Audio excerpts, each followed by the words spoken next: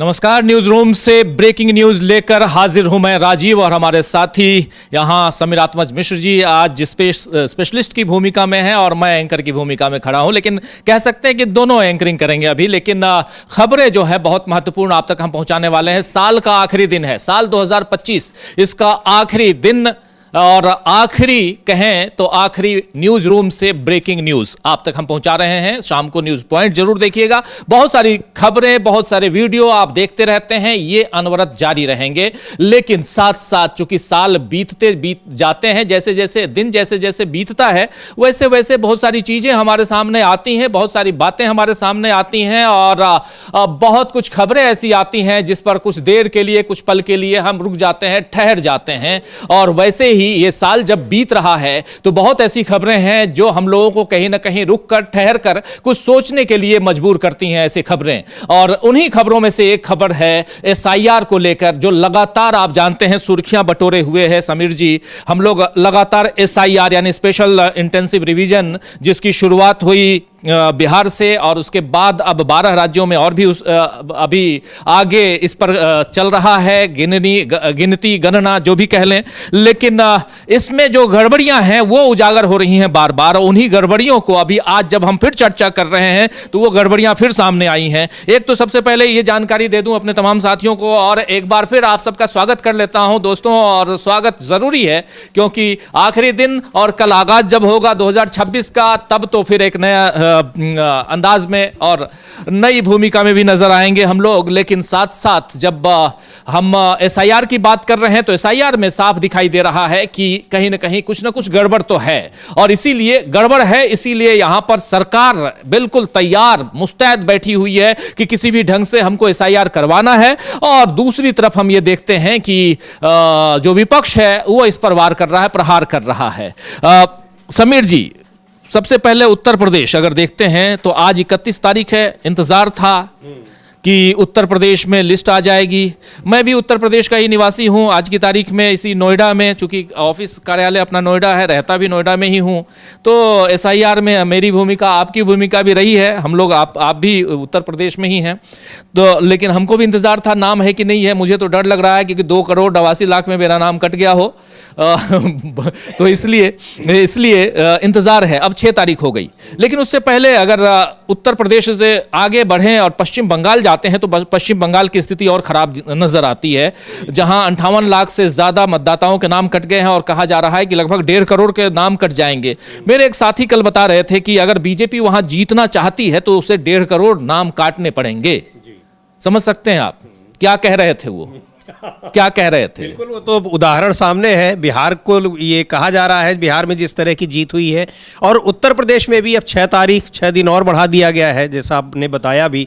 और यहाँ भी करीब 3 करोड़, पौने 3 करोड़, 2 करोड़ 89 लाख वोट कटने हैं यहाँ पर।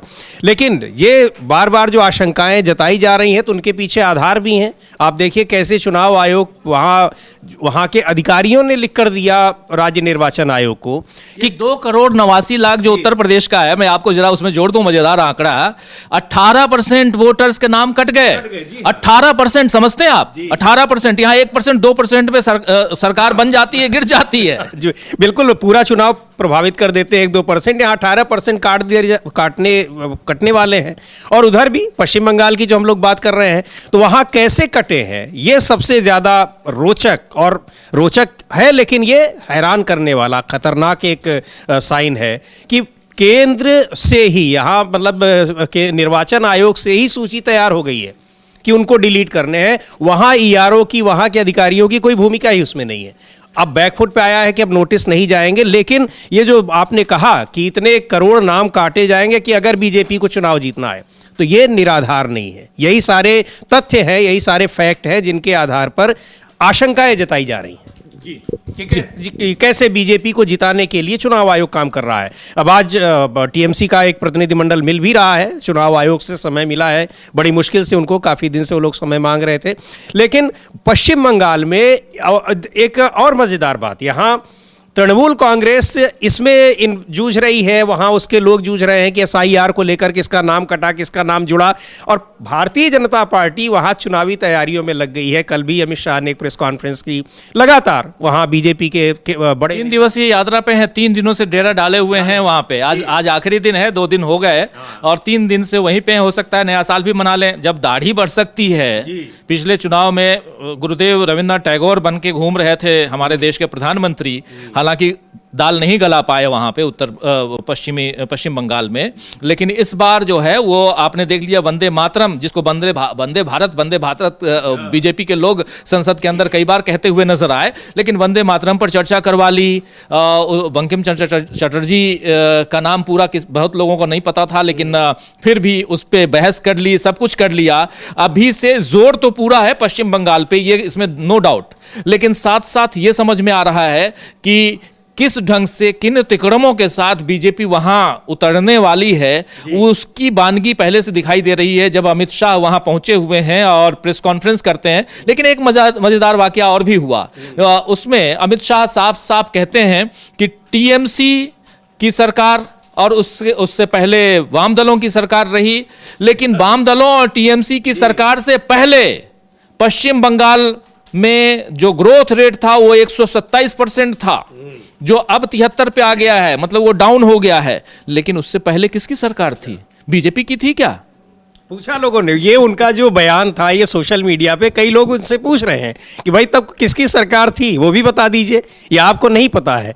तो एक्चुअली कई सारी हम सुन लेते हैं उनके बयान को। मैं कहूंगा अपनी टीम को कि अमिताभ बच्चन का नाम याद आ रहा है। देखिए, अमित शाह और अमित दोनों अमित ही हैं। अमित शाह का जो वो ट्वीट नहीं, वो बाइट है, उस बाइट को जरा हम लोग देख लेते हैं और उसके बाद चर्चा बढ़ाएंगे। बहुत मजेदार है।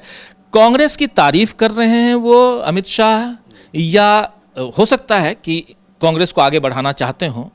अब आखिर में 2 ही पार्टी है ना। नहीं, मुझे तो लगता है यही है कि वो बुराई जो है वो तृणमूल कांग्रेस और ये कम्युनिस्ट पार्टीज की करना चाह रहे होंगे, क्योंकि तृणमूल कांग्रेस से पहले लंबे समय तक उनकी सरकार थी, लेकिन उसके पहले कांग्रेस की सरकार थी। तो अब कैसे कहें कि कांग्रेस की सरकार है, तो नाम नहीं लिया उन्होंने, सोचा किसी को क्या पता होगा। एक और वाकया हुआ, उनकी उस क्लिप को हम लोग सुने।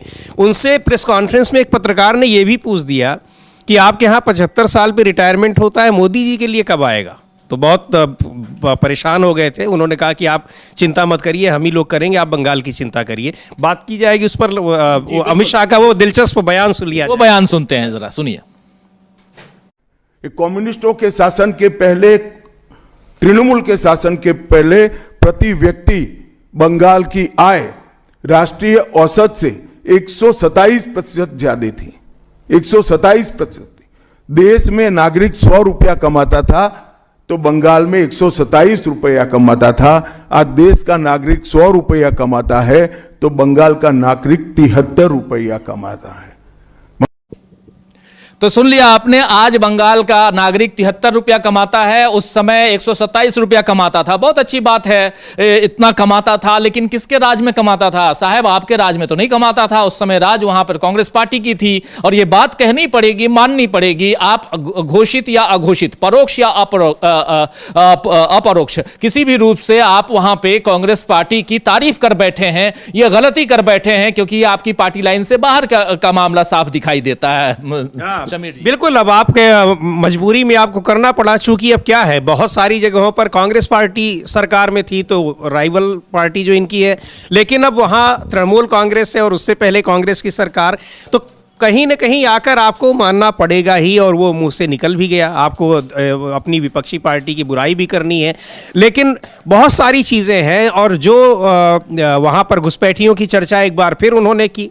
अब लोग ये भी पूछ रहे हैं कि भाई कहाँ ये घुसपैठिए कौन ले आ रहा है। एक और मज़ेदार बात है कि भारतीय जनता पार्टी के बारे में, और जो चाहे प्रधानमंत्री हों या अमित शाह हों, जिन मुद्दों पर दूसरे घिर जाते हैं, ये अपनी उन्हीं कमज़ोरियों को अपनी तारीफ बता के चुनाव में उतर जाते हैं। अब घुसपैठिए 12 साल से घुसपैठिए कौन कैसे आ रहे हैं? ममता बनर्जी ने पूछ डाला ना कि भाई घुसपैठिए अगर यहाँ हैं और आप कह रहे हैं कि बाढ़ लगाने के लिए ममता दीदी जो हैं वो जमीन नहीं दे रही हैं और घुसपैठिए यहाँ से आ रहे हैं, तो क्या यहाँ से घुसपैठिए निकल के गए थे वहां पे पहलगाम में? पहलगाम घुसपैठिए कहां से गए थे? आखिर कौन? आप अगर सरकार आपकी है और आप उस पर रोक क्यों नहीं लगाते हैं और क्यों झूठ बोलते हैं? ममता बनर्जी ने साफ साफ कहा कि आप झूठ बोल रहे हैं, असत्य बोल रहे हैं। साफ साफ कल बोल रही थी और कह रही थी कि पहले तो आप 200 पार, अब की बार 200 पार का नारा लगाते थे, इस बार 200 पार का नारा भी नहीं लगा रहे हैं, क्या बात है? तो बहुत सारे सवाल पूछे जा रहे हैं, लेकिन ये भी कह रही है ममता बनर्जी कि हम खदेड़ेंगे यहां से पहले, उसके बाद दिल्ली से खदेड़ेंगे आपको। ये राजनीति चलती रहेगी, सियासत के इर्द गिर्द ऐसी बातें और ऐसे भाषण, ऐसी बयानबाजियां वो चलती रहेंगी, क्योंकि राजनेताओं के बयान होते ही ऐसे हैं। मगर इन सब के बीच जो इंपॉर्टेंट बात है वो ये है कि SIR को लेकर संजीदगी थोड़ी सी जो सत्ता पक्ष है उसमें बढ़ी हुई दिखाई देती है। 58 लाख से, मैं पश्चिम बंगाल की बात कर रहा हूं, 58 लाख से ज्यादा लोगों के नाम वहां पश्चिम बंगाल में कटे हैं, पहली लिस्ट जो है उस हिसाब से, और लगभग 59 लाख, और इसके बाद माना यह जा रहा है कि और भी कटेंगे, और इसमें बहुत सारे खुलासे हुए हैं पश्चिम बंगाल में। और इन सब के बीच अभिषेक बनर्जी जो है वो दिल्ली आए हुए हैं, समय मांगा है उन्होंने, शायद समय मिल भी गया है ना? जी हाँ, आज मिलने का समय है। 10 लोगों का डेलीगेशन चुनाव आयोग के दफ्तर, खबर आ रही है कि चुनाव आयोग के दफ्तर ये लोग पहुंच चुके हैं मिलने के लिए। आज 31 तारीख है, इन्होंने कहा था कि अगर चुनाव आयोग, पश्चिम बंगाल का डेलीगेशन जो लीड कर रहे हैं अभिषेक बनर्जी, वो अब चुनाव आयोग पहुंच चुके हैं। ये देखिए, ये तस्वीरें आ रही है वहां से, सीधी तस्वीरें, और चुनाव आयोग के दफ्तर, यहां पर मुख्य कार्यालय जो है चुनाव आयोग का, जहां ज्ञानेश कुमार का ज्ञान का भंडार जो है वो भरा हुआ है, वो बैठते हैं और ज्ञानेश कुमार से मुलाकात करने के लिए पहुंचे हैं अभिषेक बनर्जी, उनकी टीम पहुंची है। इसके बाद इनकी प्रेस कॉन्फ्रेंस भी होगी, उस पर भी निगाहें टिकी हुई हैं। इस कार्यक्रम के दौरान अगर प्रेस कॉन्फ्रेंस होती है तो वो भी हम आप तक पहुंचाएंगे। लेकिन बहुत इंपॉर्टेंट है कि विपक्ष अब हमलावर है, सीधे सीधे चुनाव आयोग से सवाल पूछ रहा है, और जितनी बीएलओज की मौत हो रही है पश्चिम बंगाल में खासकर, और ईआरओ को लेकर जो खुलासे हो रहे हैं कि उनकी जानकारी के बिना नोटिस भेजे जा रहे हैं, नाम डिलीट किए जा रहे हैं, ये तमाम बातें कहीं ना कहीं ये साबित करती हैं कि परिस्थितियां पश्चिम बंगाल की ठीक नहीं हैं। लेकिन एक सवाल यहां पर यह पैदा होता है समीर जी कि वहां पश्चिम बंगाल में चूंकि सरकार इनकी नहीं है, तो इनके पक्ष में, यानी सत्ता, ये जो देश पर जिस एनडीए का शासन है उनके पक्ष में स्थिति वहां पर निर्मित होते हुए नहीं दिखाई देती है। जी बिल्कुल, और अभी असम में बढ़ गए हैं, ये भी बताएंगे हमारे साथी अविनाश, वो इस पूरी जानकारी रखे हुए हैं कि जहां सरकार अपनी है वहां पे मतदाता बढ़ जा रहे हैं और जहां सरकार नहीं है वहां पर घट जा रहे हैं। तो ये जो आरोप चुनाव आयोग पर है कि वो बीजेपी के लिए काम कर रहा है, उस पर, और एक चीज और बड़ी महत्वपूर्ण है अमलेंदु जी, जो आज मिलने के लिए गए, माफ कीजिएगा राजीव जी, माफी चाहता हूं। तो ये जो तृणमूल कांग्रेस के जो नेता आज मिलने गए हुए, ये लोग कल रात में ही आ गए। कहीं ऐसा ना हो कि ट्रेनें देर हो रही हैं, फ्लाइट कैंसिल हो जा रही है, कोई दिक्कत हो। यानी चुनाव आयोग से मिलने के लिए राजनीतिक दल, राजनीतिक पार्टियां ये कितनी कोशिश कर रही हैं, जबकि उसकी जिम्मेदारी है कि वो राजनीतिक दलों को बुलाकर हमेशा विचार विमर्श करे अगर उनकी शिकायतें हैं। तो एक मजेदार बात आजकल खूब चल रही है कि पहले तो जो पॉलिटिशियन हैं वो जाते रहे वोटर्स के पास कि मुझे वोट दे देना, वोट दे देना, जीत के आ गए तो अब बोल रहे हैं अब तुम आओ, पहले ये बताओ कि तुम वोटर हो कि नहीं हो।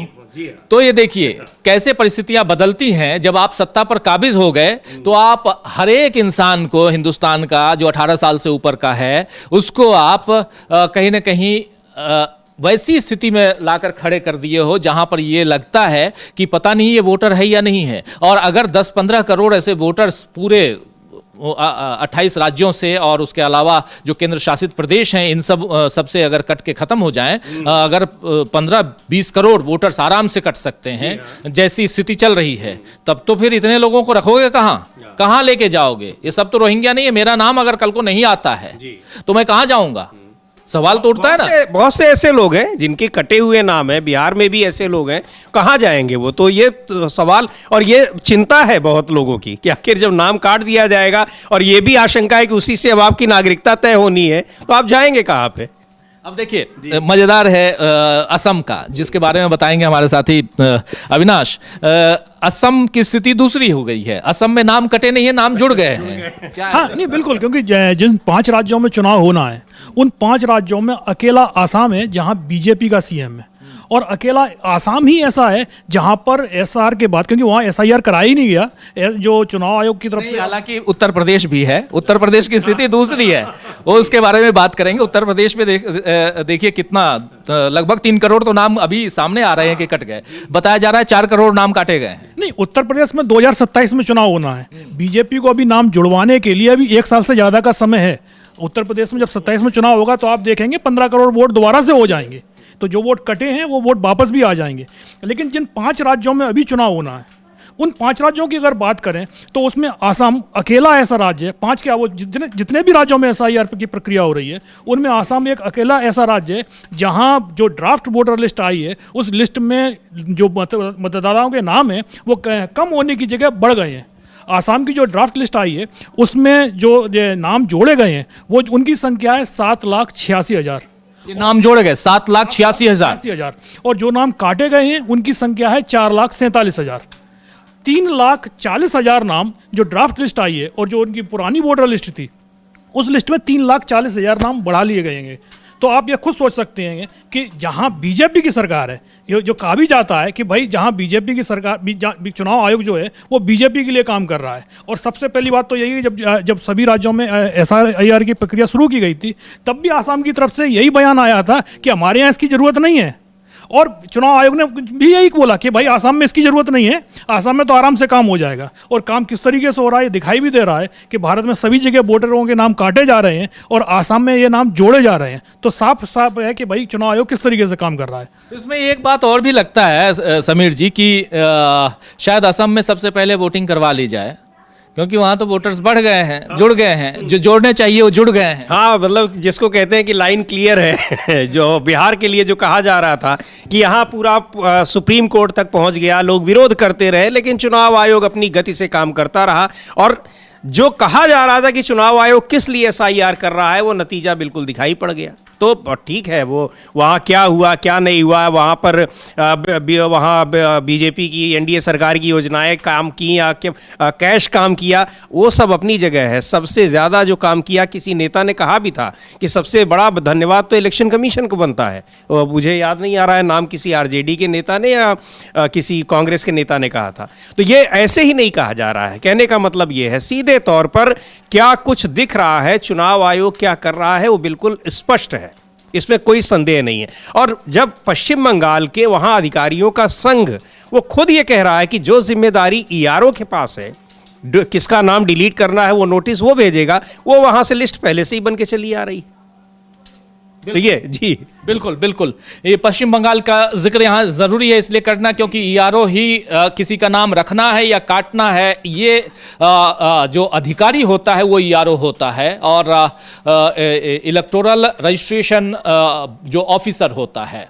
और उसमें आप देखिए कि चाहे वो बिहार या पश्चिम बंगाल, इन दोनों जगहों पे, दोनों स्टेट्स में हमने देखा कि बिना इनकी जानकारी के नाम डिलीट करने या जोड़ने के जो सूचनाएं हैं, नोटिसेस, वो दिए जा रहे हैं और इनको पता तक नहीं है आखिर चल क्या रहा है। डी डुप्लीकेशन की बात भी हम लोगों ने देख ली और उस पर एक दी रिपोर्टर्स कलेक्टिव की एक भयंकर रिपोर्ट आई जिसमें साफ साफ कहा गया डी डुप्लीकेशन कैसे हो रहा है और इस सॉफ्टवेयर को कैसे एक्टिव किया गया बिहार में, इस सॉफ्टवेयर को अब कैसे एक्टिव किया जा रहा है दूसरे राज्यों में, जबकि सुप्रीम कोर्ट में यह कहा गया था हलफनामे में, चुनाव आयोग ने कहा था कि हम इस 2023 के बाद हमने इस सॉफ्टवेयर को यूज ही नहीं किया है, जबकि ये सॉफ्टवेयर ऑलरेडी यूज्ड है, यूज किया जा रहा है। और इसीलिए यहां पर बहुत सारी शंकाएं, आशंकाएं चुनाव आयोग की तरफ आती हैं। और इन सब के बीच इस वक्त हम लोग जो तस्वीरें अपने इस स्क्रीन पर दूसरी तस्वीर देख रहे हैं दूसरे विंडो में, वो तस्वीर है चुनाव आयोग मिलने गए हैं अभिषेक बनर्जी अपने प्रतिनिधिमंडल के साथ। अभिषेक बनर्जी आप जानते हैं सांसद भी हैं और पश्चिम बंगाल से हैं और तृणमूल कांग्रेस में कद्दावर नेता ममता बनर्जी के भतीजे भी हैं। तो और कहा जा रहा है ये भी कि पश्चिम बंगाल की कमान आने वाले समय में ममता बनर्जी इनके हाथ में सौंप सकती हैं। तो और तैयार कर रही हैं इनको, ऑलरेडी तैयार हो चुके हैं अभिषेक बनर्जी। आज अपनी पूरे डेलीगेशन के साथ ये चुनाव आयोग के दफ्तर में पहुंचे हैं। चुनाव आयोग से क्या कुछ बातें होती हैं, निकल के ये प्रेस कॉन्फ्रेंस करेंगे, हम वो बातें आप तक पहुंचाएंगे। लेकिन लगातार चुनाव आयोग पर दबाव बनाने की कोशिश कर रहा है विपक्ष। राहुल गांधी ने प्रेस कॉन्फ्रेंस की, एक नहीं 3 प्रेस कॉन्फ्रेंस हमने उसको भी देखा, कवर किया। उसके बाद अखिलेश यादव उधर कर रहे हैं अपने ढंग से चुनाव आयोग पे जो हमला बोलना चाहिए वो बोलते हैं। तेजस्वी यादव भी चुनाव के समय निकले, राहुल गांधी के साथ यात्राएं की, ये सब कुछ हम लोगों ने देखा। और अब अभिषेक बनर्जी, चूंकि चुनाव का वक्त है और बीच बीच में स्टालिन भी इस पे बात करते हुए नजर आते हैं। चुनाव को लेकर एक माहौल जो है और उसमें जो एक विश्वास होना चाहिए चुनाव आयोग के ऊपर, चुनाव की प्रक्रिया भरोसेमंद प्रक्रिया है, इस पर वो खत्म होता जा रहा है समीर जी। जी बिल्कुल, ये केवल जितने भी पक्षी दल हैं, वो चाहे कांग्रेस पार्टी हो, क्षेत्रीय पार्टियां हो, सबका यही आरोप है। बीजू जनता दल ओडिशा में, वो तो इंडिया गठबंधन का घटक भी नहीं है, कितने बार मिल चुका और शिकायतें कर चुका है। तो चुनाव आयोग, ये बहुत एक कह लीजिए हैरानी की बात है कि इस संवैधानिक संस्था पर पूरे विपक्ष का भरोसा उठ गया है, सीधे सीधे ये कहा जाए। और दूसरी ओर चुनाव आयोग विपक्ष के नेताओं को बिल्कुल तवज्जो नहीं देता है।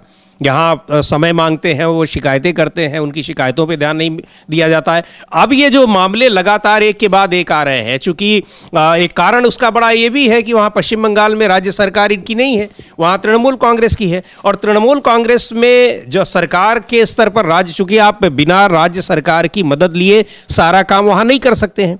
अब राज्य सरकार की आप मदद तो ले रहे हैं, लेकिन आपने जो सिस्टम डेवलप किया है वो बिल्कुल सेंट्रलाइज्ड है। आप किसका वोट, मतलब देखिए कि स्थानीय लोगों को नहीं पता है कि किसका नाम डिलीट करना है, कौन एलिजिबल है, कौन नहीं है। वो सीधे तय करेंगे मुख्य चुनाव आयुक्त, यानी उनकी टीम, उनके यहाँ से तय होगा। तो कैसे आप तय करेंगे, कौन आपको ये लिस्ट भेजेगा? इसका मतलब जो आरोप है विपक्षी नेताओं के कि बीजेपी के नेता आपको लिस्ट भेज रहे हैं और उसी के हिसाब से आप नाम काट रहे हैं और नाम जोड़ रहे हैं। और दिखाई पड़ गया, बिहार में भी दिखाई पड़ा कई जगहों पर।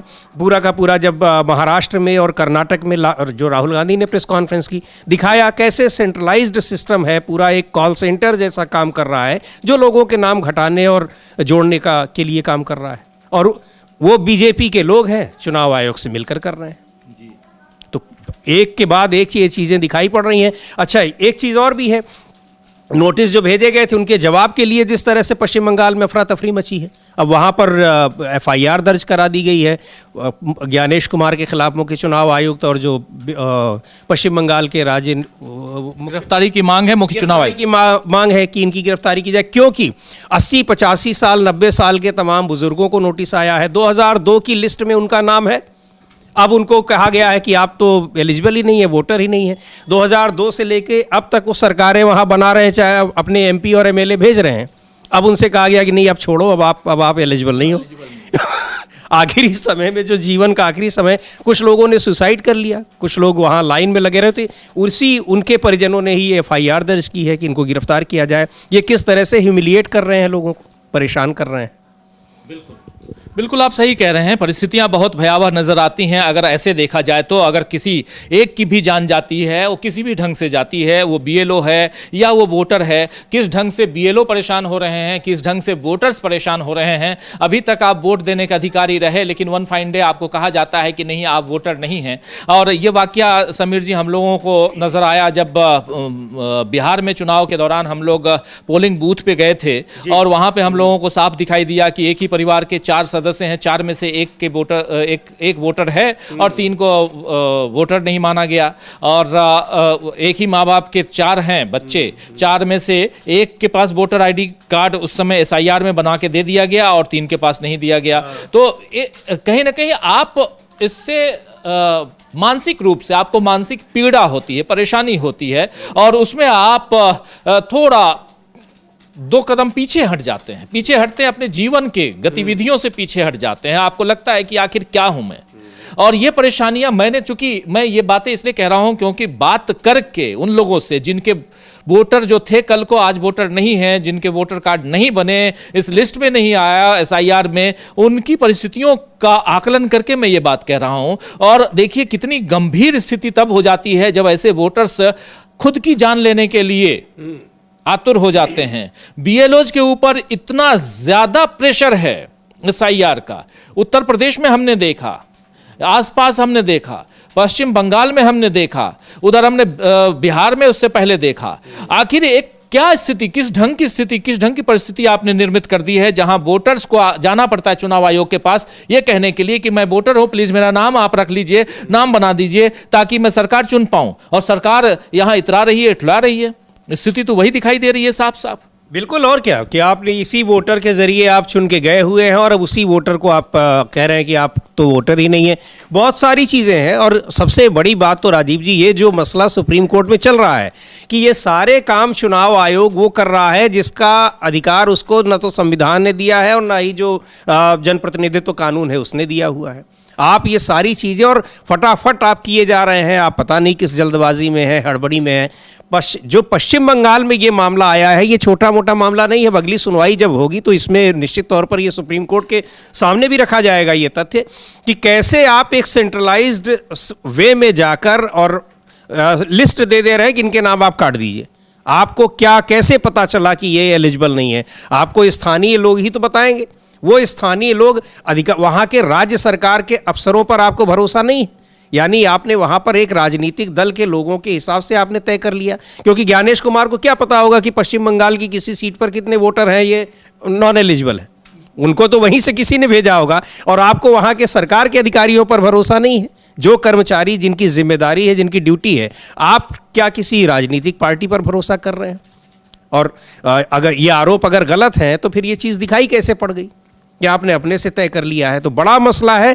और ये सारी चीज़ें ऐसी हैं कि जो बहुत से लोग हैं उनको परेशानी होगी। अच्छा, पश्चिम बंगाल या नॉर्थ ईस्ट के बहुत से राज्य हैं, कई लोग हैं जो 71 के बाद आए हुए हैं और कई हैं उस पार्टीशन के समय इधर से उधर हुए हैं। वो बॉर्डर के राज्य हैं, वहाँ इस तरह की दिक्कतें हैं। लेकिन 25 साल 30 साल 40 से जिनकी 2-3 पीढ़ियाँ वहाँ पर हैं, वोटर हैं, अब आप अचानक उनसे कह देंगे, उनमें घर के 2 लोगों को आप शामिल कर लेंगे लिस्ट में, 2 को बाहर कर देंगे, तो ये तो ह्यूमिलिएशन होगा ही। लोग परेशान हैं वहाँ पर। और होता क्या है कि बहुत से जो गरीब तबकों में इन्हीं ये आइडेंटिटी, वोटर आई कार्ड की, इनके ज़रिए उनको सरकारी सुविधाएं मिलनी है और भी चीज़ें मिलनी है। तो ये बहुत दिक्कत कई लोगों में, तो बिहार में भी ये देखा गया कि बहुत से लोग परेशान होकर कि ठीक है हट गया हम नहीं जाएंगे जुड़वाने। यानी आप एक तरीके से लोगों को मतदाता बनने से डिमोरलाइज भी कर रहे हैं। लोग परेशान होकर क्या करेगा? क्योंकि आप केवल मतदाता चुनाव का आधार कार्ड, इसके आधार पर आप किसी को देश से बाहर तो कर नहीं देंगे। तो उसको ये लगता है जाने तो छोड़ो, हम मतदाता बनेंगे ही नहीं। तो ये बहुत सारी चीज़ें ऐसी हैं। और ये सारी चीज़ें क्यों हो रही हैं? क्योंकि चुनाव आयोग वो अपनी जिद पर अड़ा है कि वो अपनी मर्जी से काम करेगा। न्यू इलेक्शन कमीशन अपने को कहता है, और उस आरोप उस पर लग रहे हैं कि वो अपने से कुछ नहीं कर रहा है, वो वही कर रहा है जो उसको बीजेपी कह रही है, सरकार, केंद्र सरकार कह रही है। ओवरऑल अगर देखा जाए, ये साल चूंकि बीत रहा है और आखिरी न्यूज रूम से ये आखिरी न्यूज बुलेटिन लेकर हम आ रहे हैं, यानी ब्रेकिंग न्यूज लेकर आ रहे हैं। और अब कल से जब हम ब्रेकिंग लेकर आएंगे तो नया साल होगा, नए साल का आगाज आज रात को हो जाएगा। तो इस साल के बीतते बीतते ये साल कैसा रहा, और इसमें एक देखा जाए तो समीर जी, एक अविश्वास का वातावरण पैदा हुआ इस सरकार के पक्ष में। आप देखिए तो कहीं ना कहीं जहां भी आप जाएं, चाहे वो बिहार हो चाहे दिल्ली में बैठी हुई सरकार की अगर हम बात करें, तो चुनाव को लेकर अगर आपकी चुनाव में आपके वोट में धांधली हुई है, आप एक वोट डालने जाते हैं, वो वोट आपका कहां गिरा है ये आपको पता नहीं, तो फिर ये यानी पारदर्शिता की कमी है, ट्रांसपेरेंसी की कमी है, निष्पक्ष चुनाव नहीं हो रहे हैं, चुनाव आयोग निष्पक्ष नहीं रहा, पारदर्शी नहीं रहा, ये सारे सवाल अब पैदा हो गए हैं। और इन सब के बीच सरकार के कुछ बयान भी ऐसे ऐसे आते हैं जो संसद में अगर सवाल पूछे जाएं तो उसका जवाब कुछ और आता है, जो तारांकित या अतारांकित सवाल आते हैं उसका जवाब कुछ और होता है, और ऐसे बयानबाजी कुछ और होती है। जैसे असम को अलग करना चाहते थे नेहरू, ये बयान भी गलत आया, जबकि संसद के अंदर का कुछ और बताया गया है। ऐसे ही कल एक बयान दिया था अमित शाह ने, बयान था अमित शाह का कि यहाँ घुसपैठियों को रोकने में ये सरकार मदद नहीं कर रही है। पिछले 3 बार से यहाँ बैठी हुई है ममता बनर्जी। जमीन हमको चाहिए वहां बाढ़ लगाने के लिए, बॉर्डर पे वो बाढ़ लगाने नहीं देते। लेकिन ये चिट्ठी देखिए जो स्क्रीन पे चिट्ठी है, ये लोकसभा में सवाल पूछे, इसको जरा एक्सपोज कीजिए, इसको जरा जूम इन कीजिए, इससे साफ समझ में आएगा।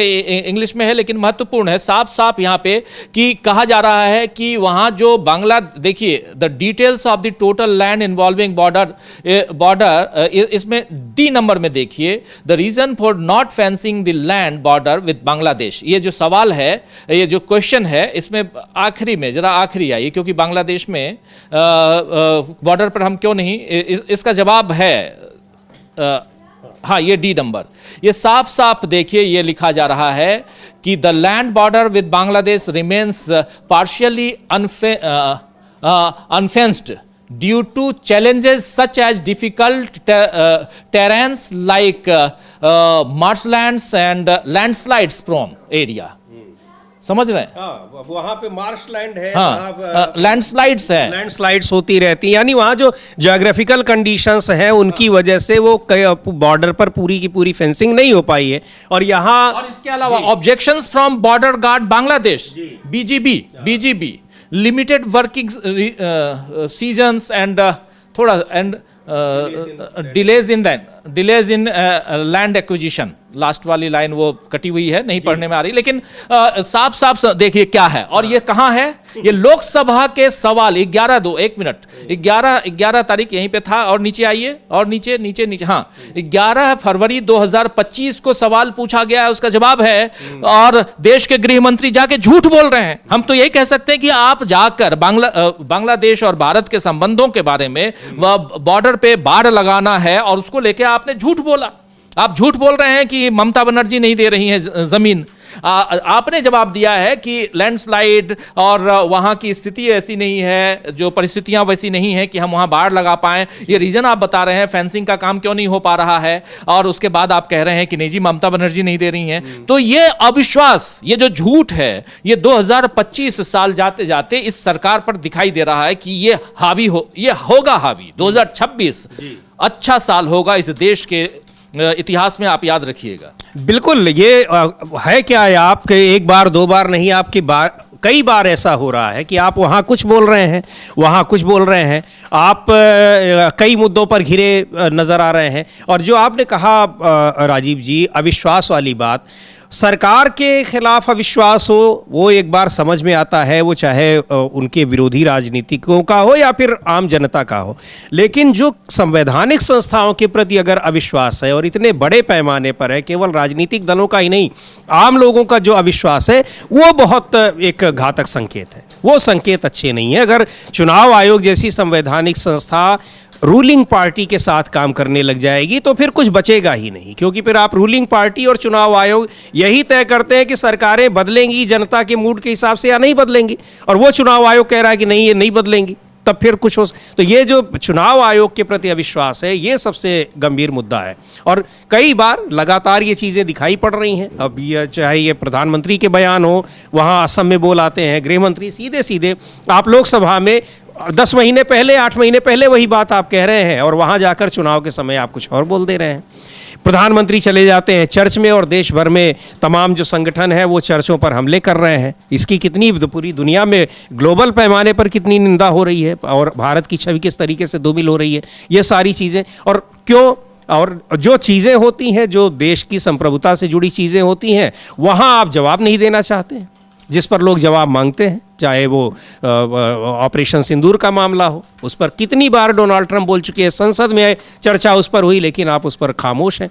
तो ये चीज़ें सरकार के प्रति अविश्वास। लेकिन ऐसा कभी नहीं होता था कि संसद में गलत बयानी की जाए। अब संसद में भी गलत बयानी की जा रही है कई नेताओं की ओर से। वो सीधे सीधे पकड़ में आता है, लिखित जवाब कुछ दिया जा रहा हो, और मिनिस्टर उसी विभाग का बाहर जाकर चुनाव के लिए दूसरा बयान दे रहा हो। एक अविश्वास का वातावरण तो है और बहुत गलत ढंग से ये सरकार इसको प्रचारित कर रही है, ये भी दिखाई दे रहा है।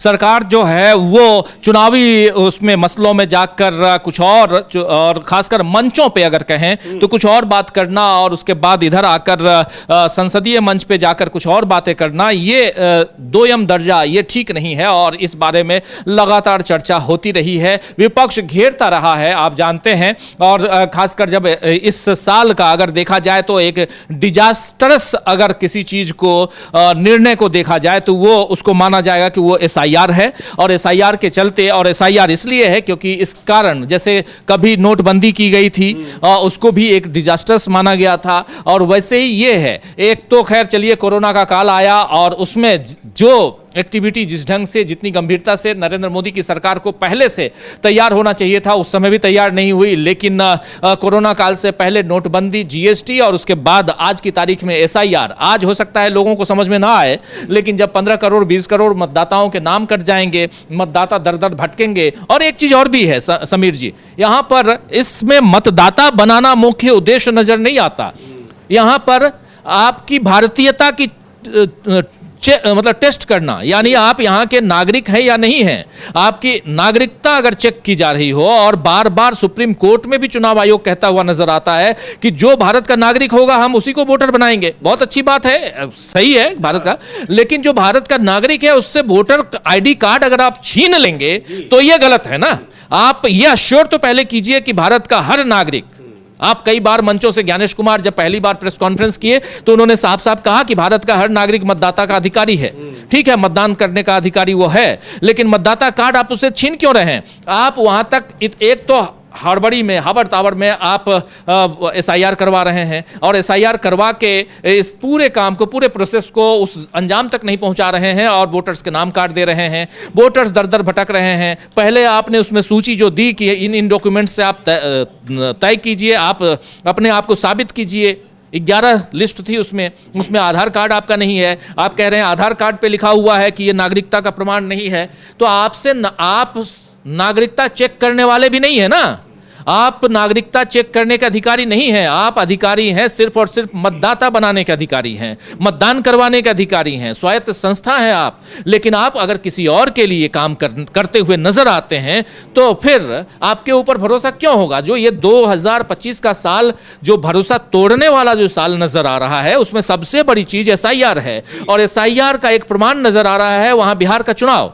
बिहार के चुनाव को आप देखिए, जिस ढंग से बिहार के चुनाव को कंडक्ट कराया गया, आनन फानन में एसआईआर करवाए गए और उसके बाद जिस ढंग से वहां बीजेपी एनडीए की सरकार आई, 20 साल बाद फिर से उस कुर्सी पर, सीएम की कुर्सी पर काबिज हुए नीतीश कुमार, तो साफ नजर आता है कि क्या एंटी इनकम्बेंसी नहीं थी? एंटी इनकम्बेंसी क्या सिर्फ और सिर्फ विपक्ष के नेताओं के ऊपर, ममता बनर्जी के ऊपर एंटी इनकम्बेंसी वहां फैक्टर लागू होगा? यहां पर अरविंद केजरीवाल के ऊपर लागू होगा, वहां डीएमके के ऊपर लागू होगा, यानी स्टालिन के ऊपर लागू होगा, लेकिन बीजेपी की जहां सरकारें हैं या एनडीए की सरकारें हैं वहां लागू नहीं होगा। हरियाणा में लागू नहीं हुआ, महाराष्ट्र में लागू नहीं हुआ, कहीं लागू नहीं होगा। नहीं तो वहां भी लागू हुआ। वहां 20 साल पुरानी सरकार के प्रति एंटी इनकम्बेंसी लागू हो गई। जहां पर एनडीए की या बीजेपी की सरकारें हैं वहां मौजूदा एंटी इनकम्बेंसी नहीं है, वहां पहले की सरकारों की एंटी इनकम्बेंसी है जो आज तक काम कर रही है। जबकि एक पूरी जनरेशन बड़ी हो गई, जो वोटर बने हुए होंगे उस समय, वो अब एक उनकी अगली पीढ़ी अब वोटर बनने को तैयार हो गई होगी। तो ये बहुत ही गंभीर मामला है, जो अविश्वास, चुनाव आयोग जैसी संस्था पर जो अविश्वास है। और मतलब हैरानी की बात यह भी है कि इस अविश्वास पर चुनाव आयोग जिस तरह से वो रिएक्ट कर रहा है, यानी आप पूरे के पूरे, इतना बड़ा विपक्ष है, उस पूरे विपक्ष की शिकायतों को, उसकी जो नाराज़गी है, आप उसको एकदम दरकिनार कर दे रहे हैं, तवज्जो ही नहीं दे रहे। ऐसा लग रहा है कि जैसे वो कुछ है ही नहीं इस व्यवस्था में, इस देश की संवैधानिक व्यवस्था में वो कोई जगह ही नहीं रखते हैं। चाहे आपको लीडर ऑफ अपोजिशन कुछ कह रहा हो, चाहे राजनीतिक दलों के नेता कह रहे हो, रहा कर सत्तारूढ़ पार्टियां कह रही हो, कोई फर्क नहीं पड़ता है। अब देखिए, बड़ी मुश्किल से मिला है डेलीगेशन, अब क्या उनसे बातचीत होती है। कल भी एक डेलीगेशन टीएमसी का वहाँ राज्य निर्वाचन आयुक्त से मिला था और उनको, जो मुख्य निर्वाचन अधिकारी हैं, उनको ये सौंपा था कि 80-90 साल के जो बुजुर्ग हैं कम से कम उनको लाइन में खड़े होने के लिए न परेशान किया जाए, उनसे जो कुछ पूछताछ है उनके घर जाकर करें। वोट लेने के लिए तो आप घर चले जाते हैं, ये व्यवस्था आपने बना दी है। वोटर अपने को साबित करें वो, इसके लिए 90 साल के लोगों को लाइन में लगना पड़ रहा है। अब ये कितनी मतलब इस देश के प्रधानमंत्री अपनी बुजुर्ग माता जी को लाइन में नोटबंदी के समय खड़ा करवा देते हों, उनके लिए वो दूसरे 90 साल के हों कि 100 साल के हों, क्या फ़र्क पड़ता है। जो इतना सेंसिटिव नहीं होता, संवेदनहीनता जहाँ है, जो अपनी माँ को लाइन में खड़ा करा सकता है सिर्फ इसलिए कि देखिए मेरी माँ भी लाइन में खड़ी है नोट चेंज कराने के लिए, रुपए पुराने रुपए से नए रुपए बदलने के लिए, तो फिर उसके बाद कह ही क्या सकते हैं। लेकिन इस बीच कांग्रेस के प्रेसिडेंट मल्लिकार्जुन खड़गे ने एक अभी से थोड़ी देर पहले एक ट्वीट किया है। एक लंबा सा ट्वीट है लेकिन महत्वपूर्ण है, उसको यहाँ रखना कि साल के आखिरी दिन ये याद दिलाना जरूरी है कि 2025 भाजपा के 11वें साल में देश कैसा चला। यहां पर मल्लिकार्जुन खड़गे कुछ पॉइंट्स रख रहे हैं कि भाजपा ने 11वें साल में, साल 2025 जबकि आज जा रहा है, खत्म हो रहा है, तब भारतीय जनता पार्टी ने क्या क्या किया। उसमें नंबर 1, नंबर 2, हालांकि उसको पॉइंट में 1, 2, 3 नहीं लेकिन पॉइंट वाइज इन्होंने लिखा है। लिख रहे हैं कि मनरेगा खत्म कर करोड़ों गरीबों के काम का अधिकार छीना। दूसरा है बिना तैयारी कर, बिना बीएलओ ट्रेनिंग के एसआईआर से करोड़ों लोगों का वोटिंग का अधिकार छीना। वही एसआईआर की बात कर रहा हूं। भाजपा की वोट चोरी पकड़ी गई। आर्थिक असमानता की खाई और गहरी हुई। टॉप 1%, टॉप 1% लोगों के पास भारत की 40% दौलत। फिर रुपया पाताल की ओर गिर रहा। आरबीआई ने $32 बिलियन यानी 2,80,000 करोड़ रुपए के यूएस यानी अमेरिकन डॉलर बेचे, जो भी बात तो भी बात नहीं बनी। देखिए $32 बिलियन रुपया गिर रहा है, उसके लिए भारत ने बेच दिए, उसके बाद भी बात नहीं बनी। उसके बाद युवा बेरोजगारी दर अब भी चरम पर। पेपर लीक माफिया का खेल जारी। मोदी जी के मित्र नमस्ते ट्रंप ने हमारे देश पर पूरे विश्व में सबसे अधिक टैरिफ थोपा। 50% टैरिफ, जान ही रहे हैं। पहलगाम आतंकी हमले के बाद हमारी शक्तिशाली सेना ने मुंहतोड़ जवाब दिया, पर भाजपा मंत्रियों ने हमारी कर्नल पर की शर्मनाक टिप्पणियां। आप याद कीजिए सोफिया कुरैशी उसके ऊपर किस ढंग की वो था। फिर इसके बाद राष्ट्रपति ट्रंप ने कम से कम 60 बार किया मध्यस्थता का दावा। अब तो चीन ने भी मध्यस्थता की बात की है और मोदी जी हैं मौन। यानी अब शी जिनपिंग ने भी कह दिया कि हमने मीडिएशन करवाया। उसके बाद मणिपुर में मोदी और शाह की नाकाम। पर्दा डालने के लिए राष्ट्रपति शासन लगाया गया। उसके बाद फिर है मणिपुर में हमने देखा कि किस ढंग से मणिपुर की मणिपुर के हालात किस ढंग से खराब हो रखे हैं। महंगाई से कोई राहत नहीं, जीएसटी कम करना केवल आंकड़ेबाजी निकली। दलितों, आदिवासियों, पिछड़े वर्गों और अल्पसंख्यकों पर अत्याचार बढ़े। यहां तक सुप्रीम कोर्ट के सीजेआई तक को भी नहीं बख्शा गया, जिनके ऊपर जूते फेंके गए। आप याद कीजिए, देश की राजधानी दिल्ली समेत पूरा उत्तर भारत जहरीली हवा से जूझ रहा है। कोई रोड मैप नहीं, केवल बड़बोलापन। अरावली को खनन माफिया को सौंप देने की साजिश। निकोबार, हसदेव, मुंबई मैंग्रोव पर हमला। उसके बाद कुंभ हो या दिल्ली रेलवे स्टेशन पर भगदड़। कफ सिरप से मासूमों की गई जान, जिम्मेदारी किसी की नहीं। कुल मिलाकर 2025 में भी भाजपाई लूट, भ्रष्टाचार और कुशासन देश की जनता पर हावी रहा। ये बात यहां कह रहे हैं, लिख रहे हैं मल्लिकार्जुन खड़गे, और उन्होंने पूरा लेखा जोखा रख दिया है कि आपकी नाकामियां क्या रहीं इस देश में, जिसमें मनरेगा का जिक्र भी कर रहे हैं, एसआईआर का जिक्र भी कर रहे हैं, कफ सिरप का मामला भी आ रहा है जो उत्तर प्रदेश में काफी चर्चा में रहा, और उसके अलावा पुलवामा की भगदड़ का मामला भी आ रहा है। और अभी कुछ दिन पहले अभी विधानसभा का उत्तर प्रदेश में सत्र चल रहा था, वहां भी मुख्यमंत्री ने कहा कि कफ सिरप से कोई जान नहीं गई है। और कुंभ में भी क्या हुआ था पिछले साल, जो भगदड़ हुई थी और किस तरह से लोगों की जान गई, कैसे उस पर पर्दा डालने की कोशिश की गई। तो ये निश्चित तौर पर ये गंभीर मसला है। लेकिन बात फिर से वहीं राजीव जी की, जो सरकार के प्रति अविश्वास, सरकार की नाकामियां गलतियां वो तो उसको दिखाना विपक्ष का भी काम है, मीडिया का भी काम है, सबका काम है उसका मूल्यांकन करना। लेकिन जो सबसे गंभीर मुद्दा है वो यही है कि चुनाव आयोग जैसी संवैधानिक संस्था से अगर लोगों का विश्वास उठ जाएगा, लोगों में राजनीतिक पार्टियों की, चाहे विपक्षी पार्टियां हो चाहे सत्ता पक्ष हो, तो दोनों को विश्वास में लेकर चलना ये चुनाव आयोग का काम है। लेकिन चुनाव आयोग निश्चित तौर पर पिछले 3-4 साल से नाकाम रहा है और एसआईआर के बाद तो फिर वो साफ तौर पर ऐसा लग रहा है कि वो अपने मन से जो आरोप उस पर लग रहे हैं बिल्कुल वैसा ही कर रहा है और ऐसा ही करेगा।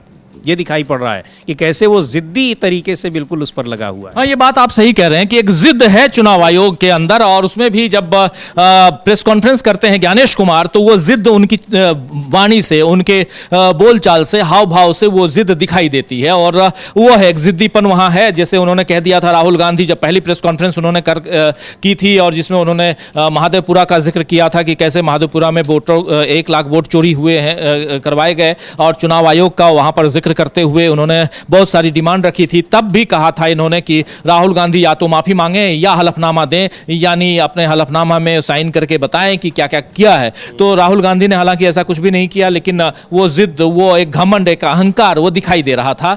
और इसलिए यहाँ पर चुनाव आयोग, जिस ढंग से चुनाव आयोग को चुनाव कंडक्ट करवाना चाहिए, चुनाव आयोग के ऊपर भरोसा हो लोगों का, खासकर मतदाताओं का, इस देश की जनता का, वो भरोसा कहीं ना कहीं इस देश में अगर भरोसा टूटा है तो सबसे ज्यादा चुनाव आयोग से भरोसा टूटा है, सबसे ज्यादा भरोसा सरकार के ऊपर से टूटा है। और लेकिन उसके बाद भी सत्ताधारी सत्ता पर काबिज है, बीजेपी की सरकार, नरेंद्र मोदी की सरकार। तो भाई जो जीता वही सिकंदर कहेंगे।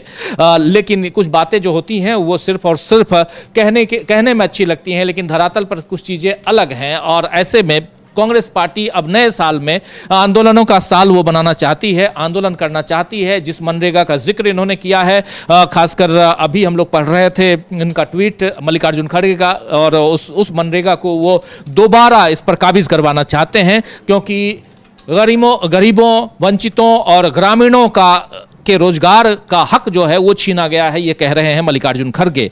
तो बहुत अलग अलग परिस्थितियां निर्मित होती हुई नजर आ रही हैं, और इन परिस्थितियों के बीच ये साल अब गुजर रहा है। ये साल कैसा भी रहा, लेकिन अगला साल इससे बेहतर हो, इसकी उम्मीद हम करते हैं। और साथ साथ ये भी उम्मीद करते हैं कि सरकारें थोड़ी संवेदनशील होंगी, सरकारें थोड़ी संजीदगी के साथ जनता का भरोसा जीतेंगी। सरकारें आती जाती रहती हैं, डेमोक्रेसी है, यानी हम लोकतंत्र में जी रहे हैं और संविधान के सहारे चल रहे हैं, संविधान के नियमों के सहारे चल रहे हैं। और वैसे में जिन लोगों को संविधान की कद्र करनी चाहिए, जिन लोगों को संविधान की रक्षा करनी चाहिए, वही अगर संविधान बदलने की बात करेंगे तो यह अविश्वास और बढ़ेगा, और यह साफ दिखाई देता है। समीर जी। जी बिल्कुल, ये अविश्वास है ही, और संविधान बदलने की कोशिशें लगातार। और अब तो ये कहा जा रहा है कि जो चुनाव आयोग जो कुछ कर रहा है ये उसी दिशा में आगे बढ़ रहे हैं कि फिर से बहुमत लाया जाए। चूंकि बहुमत नहीं मिल पाया,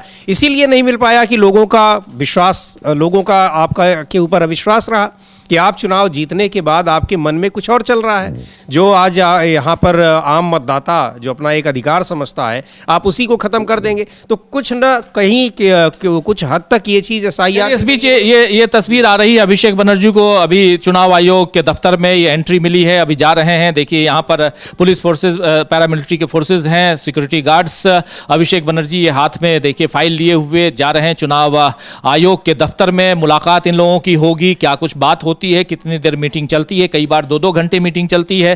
प्रोग्राम चूंकि अब हम लोगों का खत्म होने वाला है, तो इसलिए ये मैं नहीं कहूंगा कि हम इनकी क्या प्रेस कॉन्फ्रेंस हो रही है, अभी तो नहीं, लेकिन जब भी प्रेस कॉन्फ्रेंस होगी हम लाइव आपको दिखाएंगे। और शाम 7 बजे मुलाकात तो हमारी न्यूज पॉइंट में होगी ही, जहां हम दिन भर की गतिविधियों पर पूरी चर्चा करते हैं और बहुत वहां इत्मीनान से चर्चा होती है। हमारे बहुत सारे अलग अलग पैनलिस्ट साथी अपनी बात रखते हैं, तो न्यूज पॉइंट में हमारे साथ जरूर जुड़िए।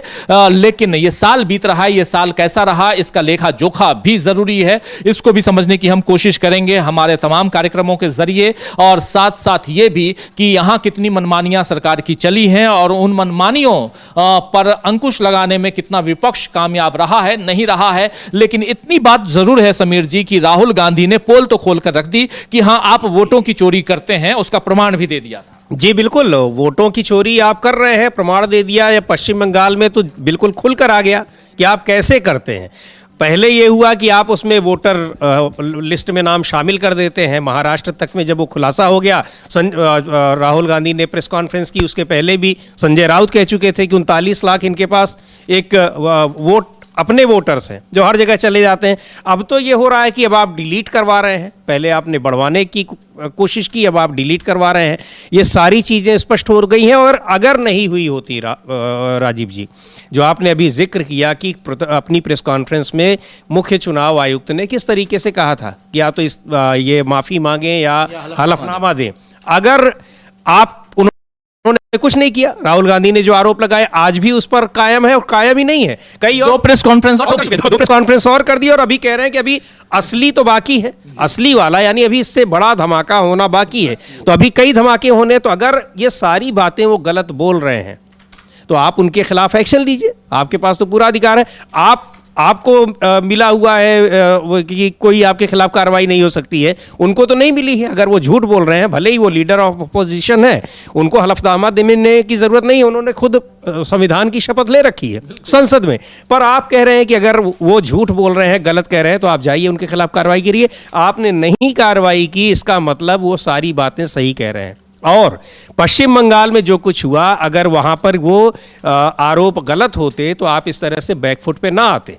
अब देखना है कि इसको सुप्रीम कोर्ट किस तरीके से लेता है, जो बातें पश्चिम बंगाल में खुलकर सामने आई हैं राजीव जी। जी बिल्कुल, सुप्रीम कोर्ट संज्ञान कैसे लेता है। सुप्रीम कोर्ट में अभी इस मसले पर, एसआईआर के मसले पर सुनवाई जो है वो पूरी नहीं हुई है, उस पर एक सुनवाई और होनी है, उसके बाद फैसले की घड़ी आएगी। लेकिन सुप्रीम कोर्ट इस पर कैसा रुख अपनाता है ये देखना होगा। सीजेआई खुद इस मसले को उस बेंच में है और सुन रहे हैं दलीलें। जब भी इस पर सुनवाई होगी हम आप तक तो पहुंचाएंगे ही, उसमें भी दलीलों की जो एक एक बातें हैं वो आप तक हम पहुंचाते रहे हैं, पहुंचाएंगे अगले साल में। लेकिन साथ साथ अगला साल बेहतर हो, ये हम ऐसी कामना करते हैं। आपके लिए ढेर सारी शुभकामनाएं, जो साथी जुड़े हुए हैं। इस साल से अच्छा साल अगला साल हो। और इसके साथ साथ देश में जो नफरत का बाजार जो है वो जिस प्रकार तैयार होकर बैठा हुआ है, जो सजा हुआ बाजार है, वो बाजार खत्म हो, कम से कम मोहब्बत की दुकानें खुलें, जो राहुल गांधी के शब्दों में कहूं तो। और बहुत महत्वपूर्ण है कि जो एक गैप लोगों के बीच, धार्मिक जो गैप पैदा करने की कोशिश हो रही है, पिछले दिनों ये ज़्यादा हुई हैं, खासकर क्रिसमस के समय हम लोगों ने देखा कि एक तरफ प्रधानमंत्री नरेंद्र मोदी चर्च जाते हैं और दूसरी तरफ उसी वक्त उन्हीं के पार्टी से संबंधित उनके चाहने वाले लोग, कुछ कार्यकर्ता, कुछ और लोग वो जाकर तोड़फोड़ करते हैं या कुछ अपने धर्म के वहाँ चाहे हनुमान चालीसा या कुछ और पढ़ते हैं चर्च में जाके। ये दुखद पहलू है। भारत ऐसा नहीं था। भारत जैसा था, भारत सर्वधर्म समभाव वाला देश रहा है और वो सर्वधर्म समभाव पैदा हो, निर्मित हो, यही कामना करते हैं हम। नए साल में सब एक साथ रहें और किसी भी जाति, किसी भी धर्म से आप क्यों ना बिलोंग करते हो, लेकिन आखिर में आपका और हमारा जो एक धर्म है वो इंसानियत है। इंसानियत जिंदा रहे, इसी की उम्मीद हम करते हैं। इस कार्यक्रम को अब यहीं समाप्त करने की इजाजत चाहता हूं। बहुत बहुत शुक्रिया समीर जी आपका। बहुत बहुत धन्यवाद। और बहुत शुक्रिया हमारे साथी अविनाश जुड़े हुए थे और न्यूज रूम से हमारे तमाम साथी जो प्रत्यक्ष और परोक्ष रूप से हमारी मदद इस कार्यक्रम को आप तक पहुंचाने में करते रहे। सबका बहुत बहुत शुक्रिया। आप तमाम साथियों, आप सबका भी शुक्रिया अदा करता हूं और एक छोटा सा ब्रेक लेता हूं, क्योंकि शाम 7 बजे न्यूज़ पॉइंट में फिर मुलाकात होगी और नए साल का आगाज़ हमारे साथ कीजिए। बहुत बहुत शुक्रिया। नमस्कार।